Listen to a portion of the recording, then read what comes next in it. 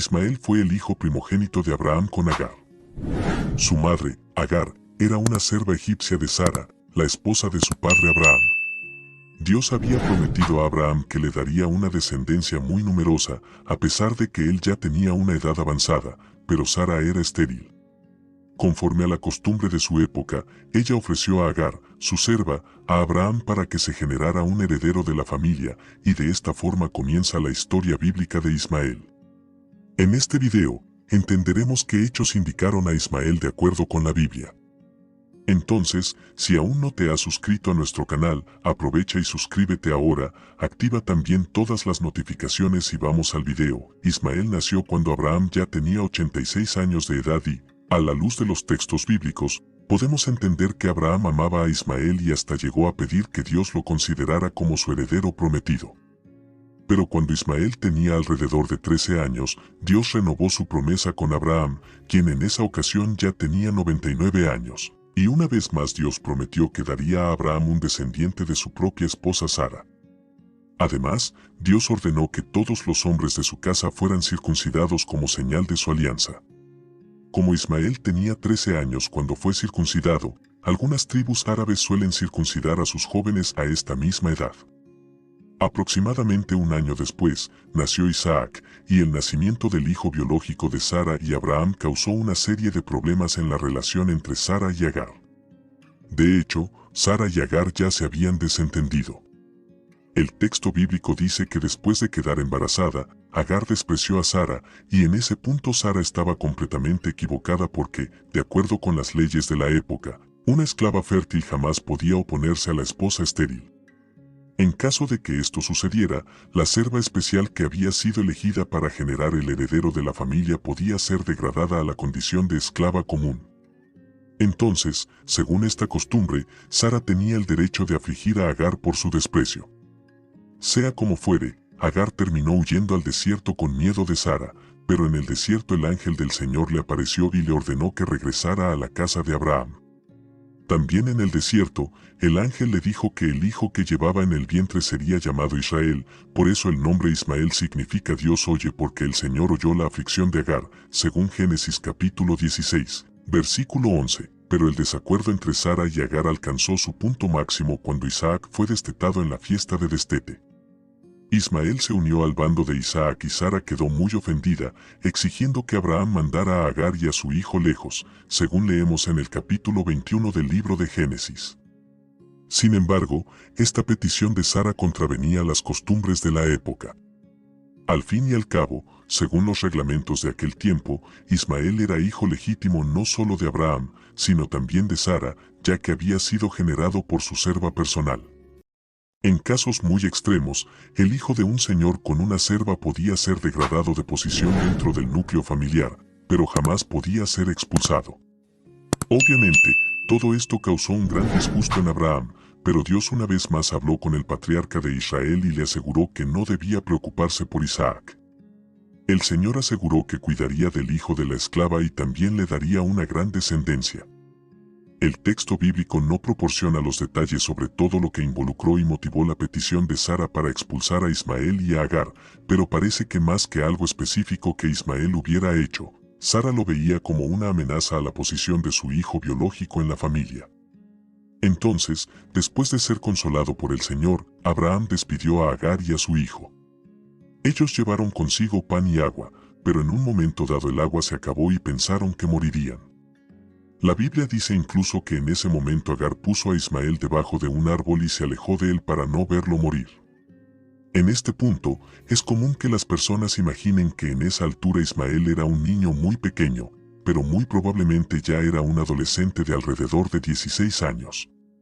Y aún en el capítulo 21 del libro de Génesis, Dios fue a socorrer a Agar e Ismael y una vez más renovó su promesa de que haría de Ismael un hombre muy próspero. Ismael entonces fue a vivir junto con su madre al desierto de Berseba y luego al desierto de Para. Y aunque no quedó como único heredero de Abraham, Ismael y los demás hijos de Abraham fuera de su matrimonio fueron beneficiados por él, según leemos en el capítulo 25 del libro de Génesis. Esto significa que tanto el hijo de Agar, Ismael, como los hijos de Sara, todos recibieron bienes materiales por parte del patriarca, aunque hubo ese desacuerdo entre Ismael, Isaac, Agar y Sara. Después de adultos la Biblia no registra más ningún desacuerdo entre Ismael e Isaac. Inclusive, ambos aparecen en el texto bíblico de Génesis en el capítulo 25 como los responsables de cuidar del sepultamiento de Abraham en Hebrón. Y la Biblia concluye la historia de Ismael informando que él se convirtió en un gran cazador, era muy hábil con el arco y la flecha, y Agar buscó una esposa egipcia para Ismael y con ella tuvo 12 hijos y una hija. Más tarde, a la luz de los capítulos 28 y 36 del libro de Génesis, podemos entender que la hija de Ismael acabó casándose con Esaú, hijo de Isaac. Los nombres de los hijos de Ismael se citan en Génesis capítulo 25, versículos 13 y 15, y la mayoría de estos nombres son mencionados en otros pasajes bíblicos como familias tribales de cierta influencia en la época. Inclusive, los descendientes de Ismael generalmente son identificados en la Biblia como ismaelitas, se organizaban en 12 tribus que vivían en campamentos móviles en el desierto del sur, y la Biblia aún dice en el capítulo 25 del libro de Génesis que Ismael murió a la edad de 137 años, pero no informa dónde fue sepultado. Aunque la tradición musulmana afirma que fue sepultado en la Meca, finalmente, en el Nuevo Testamento, Ismael es mencionado especialmente por el apóstol Pablo en el capítulo 4 de su carta a los Gálatas. Pablo utilizó la figura del hijo de la esclava en su alegoría sobre la oposición de los religiosos legalistas que perseguían a los creyentes, aquellos que nacieron según el Espíritu y disfrutaban de la libertad en Cristo. Con el tiempo, el nombre Ismael se volvió relativamente común, por eso otras personas son mencionadas en la Biblia con el nombre de Ismael. Había, por ejemplo, un descendiente del rey Saúl y del príncipe Jonatán que se llamaba Ismael, había también un alto oficial durante el reinado del rey Josafat y el hijo de un sacerdote del templo de Susa. Pero entre todas las personas mencionadas y los hijos de De, la más conocida de ellas fue el hijo de Netanyahu, que era miembro de la casa real de David. Esto porque durante la época de la opresión de los babilonios contra los judíos, fue este Ismael quien mató al gobernador de Judá, Lías, nombrado por Nabucodonosor, según leemos en el segundo libro de los Reyes en el capítulo 25 y también en el libro del profeta Jeremías entre los capítulos 40 y 41. Entonces, para concluir nuestro estudio sobre la historia de Ismael en la Biblia, podemos destacar algunos puntos principales. Ismael no fue el hijo prometido por Dios a Abraham, pero aún así Dios cuidó de él, fue el Señor quien eligió el nombre de Israel y lo destinó a la grandeza, aunque estuviera fuera de la alianza. Ismael fue bendecido con una gran descendencia que inclusive también fue organizada en una estructura tribal de 12 clanes, al igual que los descendientes de Isaac.